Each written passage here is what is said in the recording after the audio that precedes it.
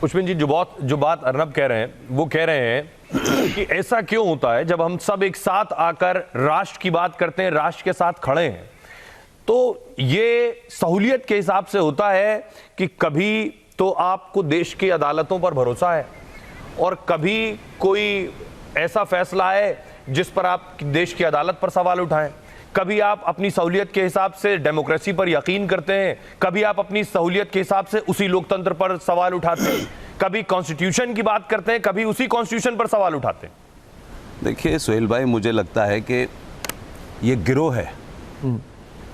और इस गिरोह का अपना एक एजेंडा है और उसके अलग अलग विंग हैं, फिल्म इंडस्ट्री में भी है, मीडिया में भी है, एकेडमिया में भी है, और वो उन्होंने इतना डराया है और इतने समय तक सिस्टम पे रहे हैं कि वो कहते हैं कि जो हमारे नैरेटिव को टोन नहीं करेगा फिर उसको वो कम्युनलिस्ट, एंटी मुस्लिम, इनटॉलरेंट, ये तमाम सारे शब्दों से नवाजते हैं। लेकिन एक बहुत लंबे समय के बाद, ये नहीं कि मैं आज अर्नब के स्टूडियो में बैठा हूँ, मैं पहले दिन से मानता हूँ कि मीडिया के अंदर जो एक फिक्स नैरेटिव था, अगर आपने उसे टोन नहीं किया तो आप आउटसाइडर हैं, आप फ्रिंज हैं।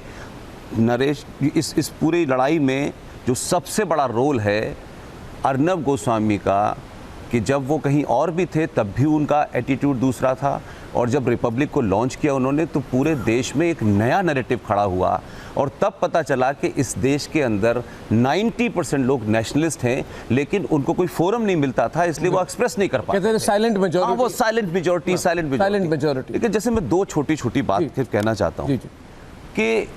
संविधान जब बना तो संविधान बनने के बाद उस पर चर्चा हुई और मुझे उन तमाम डॉक्यूमेंट और उन लोगों से भी मिला, तो अंबेडकर और डॉक्टर राजेंद्र प्रसाद ने कहा कि भाई ये संविधान तो बन गया है और उसमें लिखा हुआ है इंडिया दैट इज़ भारत, तो ये हुआ कि भाई इसमें इंडिया नज़र आता है, इसमें भारत नज़र नहीं आता। तो दोनों ने मिलकर कहा कि भाई इस पूरे ड्राफ्ट में तो चेंज नहीं हो सकता है, लेकिन हमारी सिविलाइजेशन क्या थी हज़ारों साल पुरानी, हम उसको पिक्चर्स के माध्यम से इसमें डाल सकते हैं।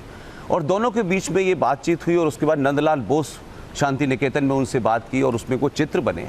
जो ओरिजिनल संविधान है उस संविधान के पहले पेज पे नंदी बन रहा है,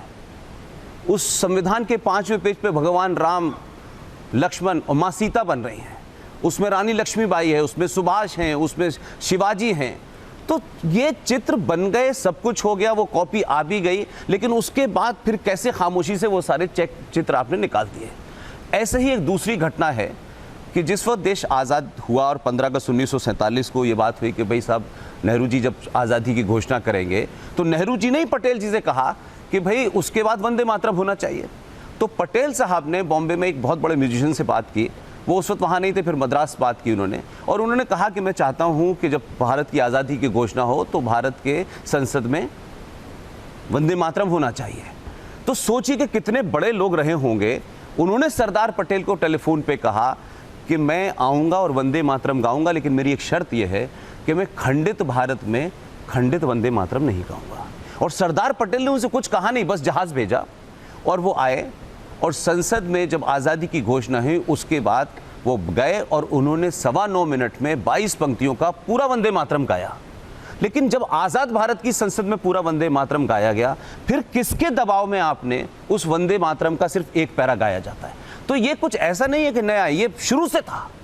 कि ये नैरेटिव ही न बिल्टअप हो और लोगों को एक अलग तरीके का रूप दिखाया गया। और किसके दबाव में आपने 1976 में अंबेडकर का संविधान, जिसको लेकर के सुबह शाम बात होती है, अंबेडकर का संविधान 1950 में आपने लागू किया, और क्या बात हो गई कि मात्र 24 साल के अंदर वो आपको कम्युनल लगने लगा और आपने 76 के अंदर रात के अंधेरे में 42nd अमेंडमेंट के तहत आपने उसके अंदर सेकुलरिज्म और सोशलिज्म का शब्द डाला। तो उस वक्त कोई डिबेट हुई थी इस पर, किसी से बात हुई थी? तो ये बहुत पहले से चल रहा है। और अब सवाल यह है कि थोड़ी बहुत जो लोगों में आप देखते हैं, ये इसलिए है कि आपने लोगों को बताया, लोग सुनने लगे और तब उनको इतिहास पता लगने लगा। तो लोगों को अपने नेशनलिस्ट होने पे प्राउड है, लोगों को अपने हिंदू होने पे प्राइड है, लोगों को अपनी सिविलाइजेशन पे प्राइड है, तो लोगों को इससे डर लगता है। वो है सारी कहानी। लेकिन मुझे इसमें सिर्फ एक ही लाइन में कहूँगा कि आपने, आपके द्वारा, आपकी टीम के द्वारा देश भर में करोड़ों लोग हैं, क्योंकि आप जानते हैं मैं तो पब्लिक में मीटिंग में जाता हूँ, ऐसा लगता है मुझे कि कुछ लोगों को ये लगने लगा है कि शायद अब वो एक्सपोज होने लगे हैं। तो ये जो जगह जगह वायलेंस है, जगह जगह डराना है, ये उसका है। और एक ही लाइन है कि जुगनू सूरज को लंबे समय से डराने की कोशिश कर रहा था, अब सूरज ने जुगनू से डरना बंद कर दिया है। Very well, it's a spark.